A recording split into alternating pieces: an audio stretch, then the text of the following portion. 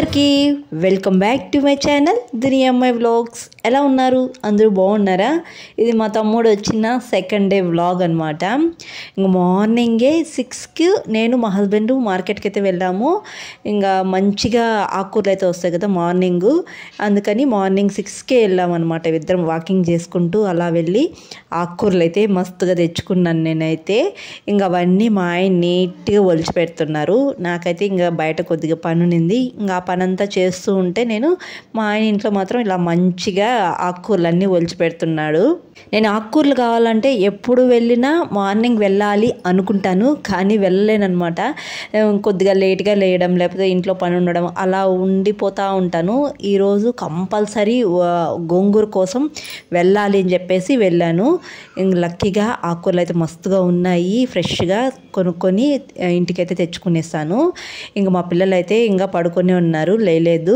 ఇంకా వాళ్ళ మామ పక్కన ఉంటే చాలు, ఈ 2 days వాళ్ళ మామని వదలకుండా బాగా ఉంటారు వాళ్ళ మామతోనే. వాళ్ళ మామ తింటారు, వాళ్ళ మామ పడుకునే చోటే పడుకుంటారు.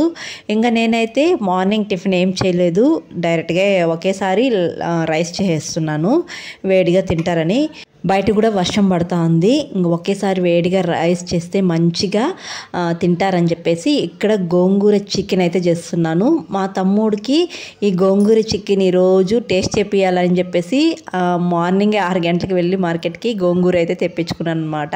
ఎందుకంటే నాకు తెలిసి మా తమ్ముడు ఎప్పుడు గోంగూర చికెన్ తినలేదు. ఎందుకంటే మా అమ్మ ఇంట్లో చేయదు, నార్మల్ చికెన్ కర్రీనే చేసేస్తూ ఉంటుంది. అందుకే ఈరోజు మా తమ్ముడికి టేస్ట్ చేపియాలని చెప్పేసి చేస్తూ ఉన్నాను. ఇంకా పిల్లలు కూడా లేయడం లేట్గా లేస్తారు. హాలిడే ఉంటే చాలు ఇంకా ఒక 10కి 10:30కి అలా లేస్తారు. ఇంకా అలా లేట్గా లేచినప్పుడు టిఫిన్ చేశాను అనుకోండి, అది మిగిలిపోతుంది, వేస్ట్ అయిపోతుంది అనమాట. మళ్ళీ ఎవరు తినరు, చల్లగా అయిపోవడం. ఒక ఉప్మా చేసినానంటే ఇంకా చల్లగా అయిపోతుంది. ఒకరు తిని ఒకరు తినక అది అలాగే ఉంటే చల్లగా అయిపోతుంది, మళ్ళీ తినబుద్దే కాదు. ఇంకా మా తమ్ముడు వచ్చినాడనే కాదు, ఎప్పుడు హాలిడే వచ్చినా నేను ఒకేసారి లంచ్ చేసేస్తాను, లేకపోతే బిర్యానీ చేసేస్తూ ఉంటాను. చాలాసార్లు మీరు వీడియోలో చూసి ఉంటారు. ఎక్కువగా మా పిల్లలు లేయడం లేట్ అయితే బిర్యానీ చేసి పెట్టేస్తాను వాళ్ళు లేసే లోపల. ఈరోజు బిర్యానీ అయితే చేయలేదు, ఎందుకంటే 1 day ముందు నేను బిర్యానీ చేశాను, మంచిగా చికెన్ బిర్యానీ చేశాను, దమ్ బిర్యానీ. ఇంకా మళ్ళీ ఎందుకు బిర్యానీ అని చెప్పేసి ఈసారి మా తమ్ముడు కోసమే ఈ గోంగూర చికెన్ కర్రీ అయితే చేస్తున్నాను. ఇంకా గోంగూర చికెన్ కర్రీలోకి నేను బగారా రైస్ అయితే చేస్తున్నాను. బాగుంటుంది ఈ 2 కాంబినేషను. ఇంకా నేను ఒక పక్క వంట చేస్తుంటే మా పిల్లలు ఇద్దరూ లేచి వాళ్ళ మామ దగ్గర అయితే హర్రర్ మూవీ పెట్టించుకొని చూస్తూ ఉన్నారు. మా చిన్నోడికి హర్రర్ మూవీ చూడడం అంటే చాలా భయము, కానీ మళ్ళా ఆఫ్ చేస్తే ఒప్పుకోడు, చూడాలి అంటాడు. మళ్ళీ చూస్తూనే భయపడుతూ ఉంటాడు. ఆ చూడడం ఎందుకో భయపడడం ఎందుకో నాకేం అర్థమే కాదు. ఇంకా బగారా రైస్ అయితే చేసాను. ఇంకా 2 పొయ్యిల మీద చేసానండి, ఫాస్ట్గా అయిపోవాలని చెప్పేసి. ఇంకా అప్పటికే వంట అయిపోయాలకు 10:30 అయిపోయింది. ఇంకా గోంగూర చికెన్ కర్రీ చూసారా ఎంత ఎమ్మిగా ఉందో, చూస్తానే నోట్లో నీళ్ళు ఊరిపోతున్నాయి కదా. మా తమ్ముడు కోసం చేసిన గోంగూర చికెన్ కర్రీ ఎంత ఎమ్మిగా ఉన్నిందో, చాలా బాగుండిందండి. ఇంకా మా తమ్ముడికి అయితే తినేటప్పుడు చూస్తూనే ఉన్నాను, వాడికల్లా ఏం చెప్తాడో ఎలా ఉందో ఏంటి అని చెప్పేసి కామ్గా తింటూనే ఉన్నాడు. మా హస్బెండ్ లాగా అనమాట. నేను అడిగితేనే ఎలా ఉంది అని చెప్తారు, లేకపోతే చెప్పరనమాట. నాకేమ్రా అంటే చేసి పెట్టినప్పుడు వెంటనే బాగుందా బాగాలేదా అని చెప్తే చాలా బాగుంటుంది అనిపిస్తుంది నాకు. బాగుంది అంటే కొంచెం హ్యాపీగా ఫీల్ అవుతాను, లేదు దాంట్లో కొంచెం బాగాలేదు అంటే నెక్స్ట్ టైం బాగా చేయడానికి ట్రై చేస్తాను అనమాట. వాళ్ళు ఏం చెప్పరు నేను అడిగే వరకు. ఇంకా నేను తినే టయానికి కరెంట్ అయితే వెళ్ళిపోయింది. అందరికీ పెట్టేసిన తర్వాత నేను ఫ్రెష్ అయ్యి తర్వాత తింటున్నాను. అయితే బగారా రైస్ ఈ గోంగూర చికెన్ కర్రీ కాంబినేషన్ అయితే చాలా బాగుంది, సూపర్గా ఉండింది. ఇంకా తింటూనే హర్రర్ మూవీ కూడా చూసేసారు. ఇంకా మా చిన్నోనికి అయితే దీపావళి పండుగ ఇంకా అయిపోలేదన్నమాట. ఇంకా వాళ్ళ మామ దగ్గర టపాకాయలు ఆ గన్నులో పెట్టి ఇంకా పేలుస్తూనే ఉన్నాడు. ఇంతకుముందు వీడియోలో చెప్పినాను కదా, ఆ గన్ను వల్లనే మా ఓడికి ఇక్కడ కన్ను దగ్గర తగిలిందనమాట. అంటే టపాకాయలు పేలుస్తూ ఉన్నప్పుడు ఆ నిప్ర వచ్చి కన్ను మీద పడింది. అయినా కానీ మళ్ళీ ఆడుతూనే ఉంటాడు. ఇంకా మా హస్బెండ్ అయితే బయట వెళ్ళున్నారు. ఇంకా బయట వెళ్ళి వచ్చేటప్పుడు ఫిష్ అయితే తెచ్చున్నారు. ఇంకా నేను చికెన్ ఉంది కదా మళ్ళీ ఎందుకు ఫిష్ తెచ్చావు అని అడుగుతూనే ఉన్నాను. ఇక్కడ అడుగుతుంటే నేను కొనుక్కోలేదు, మా ఆయన ఫిష్ కొనుక్కోవాలంటే ఒకరి దగ్గర ఎప్పుడు కొంటూ ఉంటారనమాట. వాళ్ళ దగ్గరే కొంటారు, ఇంకెక్కడా కొనరనమాట. వాళ్ళు వీక్లీ 2 times ఫిష్ తెచ్చి అమ్ముతూ ఉంటారు. ఇంక ఈరోజు బయట వెళ్ళున్నారు కదా, ఇంకా మా హస్బెండ్ అక్కడ కనిపించుంటే ఫిష్ తీసుకోమని అన్నారంట. ఇంకా చికెన్ తెచ్చినాము అని చెప్తే కూడా ఉన్నీళ్ళే తీసుకోమోడు సార్ అని అన్నారంట. ఇంకా మా ఆయనకి ఫిష్ అంటే ఇష్టం కదా, ఇంకా సరేలే అది ఉన్నా కానీ నెక్స్ట్ టైంకి లంచ్ లేకుంటుందిలే ఫిష్ అని చెప్పేసి తీసుకొని వచ్చారంట. మంచిగా అక్కడే కట్ చేయించుకొని నీట్గా క్లీన్ చేయించుకొని ఘాట్లు పెట్టించుకొని వచ్చేసాడు. ఇలా ఫిష్గా పెట్టి ఘాట్లు అయితే పెట్టించుకొని వచ్చేసాడు. ఇప్పుడు నేనైతే పకోడాకైతే కలిపి పెడుతున్నాను. ఇంకా మసాలాలన్నీ వేసి కలిపి పెట్టేస్తే ఇది నెక్స్ట్ డే లంచ్లోకి అయితే చేస్తాను. ఇలా ఎక్కువసేపు ఫిష్కి మసాలా పెట్టేస్తే నెక్స్ట్ డే చేసుకున్నప్పుడు టేస్ట్ అయితే చాలా బాగుంటుందండి. మనము మసాలా అంతా కలిపి ఫ్రిడ్జ్కి పెట్టేసి డీప్ ఫ్రిడ్జ్లో పెట్టేయాలి. ఫ్రై చేసుకుంటే 1/2 hour ముందు కానీ లేకపోతే 20 minutes ముందు కానీ ఫిష్ తీసి బయట పెట్టేసి తర్వాత ఫ్రై చేసుకోవచ్చు. చాలా బాగుంటుంది టేస్ట్ కూడా. నేను చికెన్ పకోడా కూడా అయితే మసాలాలన్నీ కలిపి పెట్టేసి నెక్స్ట్ డే చేస్తాను. టేస్ట్ చాలా బాగుంటుంది. ఇంకా నేను ఫిష్కి అయితే మసాలాలు మంచిగా అప్లై చేసేసాను. ఇంకా డీప్ ఫ్రిడ్జ్లో పెట్టేసి నెక్స్ట్ డే లంచ్లోకి అయితే చేస్తాను అనమాట. ఇలా ఒకసారి చేస్తున్నాను, మా హస్బెండ్కి చాలా బాగా నచ్చింది. ఇంక ఎప్పుడు తెచ్చినా ఫిష్ ఇలా మసాలా పెట్టేసి నెక్స్ట్ డే చేయమంటారనమాట. అందుకే ఇలా చేస్తూ ఉంటాను. అదే విలేజ్లో అయింటే మా అమ్మ వాళ్ళ ఇంటికాడ ఫిష్ కొదవే ఉండదు. ఎప్పుడు చూసినా ఇంట్లో అయితే ఫిష్ ఉంటుంది. అప్పుడు తినాలనిపించదు. ఇలా డబ్బులు కొనుక్కొని వచ్చి పెడితే తినాలనిపిస్తుంది. అదేంటో నాకు. ఇంకా తినడం అయిపోయింది, టీవీ చూడడం అయిపోయింది.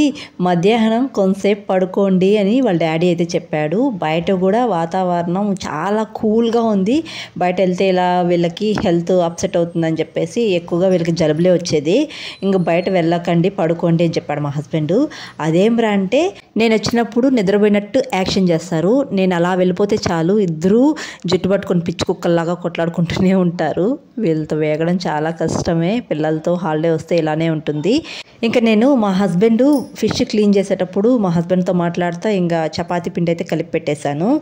ఇంకా ఈవినింగ్ ఒక 4కి అలా చపాతీ అయితే మా హస్బెండ్ కాలుస్తున్నారు. నేను చపాతీలన్నీ ఒత్తిచ్చేసాను. ఇంక లాస్ట్లో ఒకటి ఉంటే నేను రుద్దుతానమ్మా అని చెప్పేసి మా ఖుషీద్ అడుగుతానే ఉన్నాడు. ఇంకా లాస్ట్లో ఒకటైతే ఇచ్చాను రుద్దమని చెప్పేసి. దాన్నే చేస్తున్నాడు. ఎన్ని చేస్తున్నాడో చూడండి. దాన్ని బొక్కలు పెడుతున్నాడు. ఆ పిండి అంతా తీసి డ్రెస్సుకు పూస్తున్నాడు. వాడు పని చేసినా నాకే ఎక్కువ పని ఉంటుంది మళ్ళా. ఇంకా ఇక్కడ ఎక్కువగా అమ్మలకి అమ్మాయి ఉంటే బాగా హెల్ప్ అవుతుంది. నాకేమరా అంటే ఇద్దరు అబ్బాయిలే. మా ఖుర్షిద్ ఎప్పుడప్పుడు ఇలా హెల్ప్ చేస్తూ ఉంటాడనమాట. చపాతీ రుద్దడం, ఇలాగ సామాన్లు వాడు తిన్న గిన్నె అలా క్లీన్ చేస్తూ ఉంటాడు. ఇంట్లో నేను ఎక్కువ బిజీగా ఉంటే చెత్తలు కూడా దోసేస్తాడు. మా పెద్ద బాబు కొద్దిగా అట్లా హెల్ప్ చేస్తారు. అదే అమ్మాయిలు ఉంటే ఫుల్గా అమ్మకే హెల్ప్ చేస్తూ ఉంటారు కదా. నేనైతే చిన్నప్పుడు మా అమ్మమ్మకి కొద్దిగా బాగా వంట చేయకపోయినా చెత్తలు దోసేదాన్ని, బాగా ఇంట్లో సామాన్లు కడిగి పెట్టేదాన్ని, అలా చేస్తూ ఉండేదాన్ని. అమ్మకి ఎప్పుడు అమ్మాయిలే కొద్దిగా హెల్ప్ చేస్తారు. ఇంకా అబ్బాయిలు కూడా చేస్తారండి. మా తమ్ముడు చేస్తాడు, మా అమ్మకి చేసి పెడుతూ ఉంటాడు. మా అమ్మ ఎక్కువగా మడి దగ్గరికి వెళ్ళింది అనుకోండి, వచ్చి రావడానికి లేట్ అయితే మా తమ్ముడు చెత్తలు దోస్తాడు, అన్నం చేస్తాడు, సామాన్లు క్లీన్ చేసి పెడతాడు. ఇలా అన్నీ కొన్ని పనులు చేసి పెడతాడు. మా అమ్మకి చాలా బాగా హెల్ప్ చేస్తాడు. వీలైతే కర్రీ కూడా చేసి పెట్టేస్తాడు. ఎంతమంది ఇలా అమ్మకి హెల్ప్ చేసే వాళ్ళు ఉన్నారో తప్పకుండా కామెంట్ చేయండి. హెల్ప్ చేసేవాళ్ళు, హెల్ప్ చేసున్న వాళ్ళు, అలాగే చేస్తూ ఉండేవాళ్ళు ఎంతమంది ఉన్నారో తప్పకుండా కామెంట్ చేయండి. ఇంకా మా తమ్ముడు అయితే ఊరికైతే బయలుదేరేస్తున్నాడు అనమాట. ఒక 2 days ఉన్నాడు. ఇంకా డ్యూటీ ఉంది కదా, బయలుదేరేస్తున్నాడు అనమాట. వీక్లీ ఒకసారి ఇంటికైతే వెళ్ళిపోతాడు. ఇంక ఈసారి అయితే ఇక్కడ అనంతపురంకి వచ్చినాడు నా దగ్గరికి అయితే. ఇంకా వెళ్ళేటప్పుడు నాకైతే ఫుల్గా టెన్షన్ అనమాట. అలాగ బాధ కూడా ఎక్కువగా ఉంది. ఇంక బాధ ఎందుకంటే ఇంక 2 days ఉన్నాడు కదా, ఇంకా ఇలా వెళ్తా ఉంటే ఎందుకో తెలియని బాధ. ఇంకా టెన్షన్ ఎందుకంటే మా తమ్ముడు ఏమ్రా అంటే 4 days ముందు టికెట్ అయితే బుక్ చేసుకున్నాడు, రిటర్న్ టికెట్. అదేమ్రా అంటే ఈరోజు మార్నింగే క్యాన్సిల్ అయిపోయింది. ఇంక ఎలా వెళ్తాడో ఏంటో అని ఫుల్గా టెన్షను. నైట్ అంతా జర్నీ ఉంటుంది కదా, ఇంక ట్రైన్ ఎక్కడమే 9కి ఎక్కుతాడు. ఇంక నైట్ తిరుపతి కంటే ఆల్మోస్ట్ మార్నింగ్ 3కి 3:30కి అలా దిగుతాడు నాకు తెలిసి. ఇంక అప్పటి వరకు మెలుకొనే ఉండాలి కదా, ఎలా ఉంటాడో ఏంటో, ఎలా వెళ్తాడో ఏంటో అని ఫుల్గా టెన్షన్ నాకు. ఇంక జనరల్లో వెళ్ళాలి, స్లీపర్ అయ్యింటే హ్యాపీగా బుకింగ్ టికెట్ ఉండింటుంది కాబట్టి పడుకొని వెళ్ళి ఉంటాడు. ఇంకా టికెట్ క్యాన్సిల్ అయిపోయింది. ఇంకా ఖుర్షిద్ ఇక్కడ ఏడుస్తున్నాడు అనమాట. వాళ్ళ మామ వెళ్తే కొంచెం ఏడుపు మొహం పెడతాడు. ఎవరైనా ఇంటికి వచ్చి ఇలా వెళ్తే ఖుర్షిద్కి కొంచెం బాధ వస్తుంది అనమాట. ఎవరైనా అంటే వాళ్ళ మామ కానీ ఇంకా వాళ్ళ తాత దాదా నాని నాన్న ఇలాంటి వాళ్ళు ఈ ఊరి నుంచి వచ్చేటప్పుడైనా సరే వెళ్ళేటప్పుడైనా సరే ఇలా బాధగా ఉంటాడనమాట ఖుర్షిద్. అందుకే అక్కడ బాధపడుతున్నాడు. నేను కూడా ట్రైన్కి వస్తానని చెప్పేసి వెళ్ళాడనమాట. వాళ్ళ మామని ట్రైన్ ఎక్కించడానికి వెళ్ళాడు. ఇంక ఈ బబ్లు మాత్రం నేను మాత్రం వెళ్ళను రాను అని చెప్పేసి ఖచ్చితంగా చెప్పాడు. సెల్ ఉంటే చాలు, వాళ్ళ డాడీ లేడు కదా, ఇంకొంతసేపు చెల్లి చూస్తాను మమ్మీ అని చెప్పేసి రిక్వెస్ట్ చేసుకున్నాడు. సరే అని చెప్పేసి ఇచ్చాను. ఇంక ఇక్కడ ఏమిరా అంటే ఖుర్షిద్కి దగ్గు ఎక్కువైపోయింది, అలా అని జలుబు కూడా చేస్తుంది. ఇంకా బయట వాతావరణం బాగాలేదు కదా, ఇంక ఈ వాతావరణం చాలా కూల్గా ఉందంటే వర్షాలు పడుతున్నాయంటే పిల్లలకి కంపల్సరీ జలుబులు దగ్గులు జ్వరాలు ఇవన్నీ ఉంటాయి. ఖుర్షిద్కి ఏమరా అంటే దగ్గు జలుబు రెండు ఉంది. అందులో ఏమరా అంటే నోరు బాగా పొంగిపోయిందనమాట. అంటే లోపల వేడి చేసిందో ఏమో తెలియదు కానీ దానికి నోరైతే పొంగిపోయింది సైడు. ఇంకా మా ఆయన అయితే ఇలా వాడికి ఇంకా దగ్గు ఇప్పుడు స్టార్టింగ్లో ఉంది, ఇంకా ఎక్కువైపోతే నైట్ ఎక్కువగా నిద్ర ఉండదని చెప్పేసి కషాయం అయితే పెట్టిస్తున్నాడు. అది కప్రల్లాకుతో. కప్రల్లాకు కూడా ఇది పీలేరు నుంచి మా హస్బెండ్ తెచ్చాడనమాట, పిల్లల కోసమే తెచ్చి నాటాడు.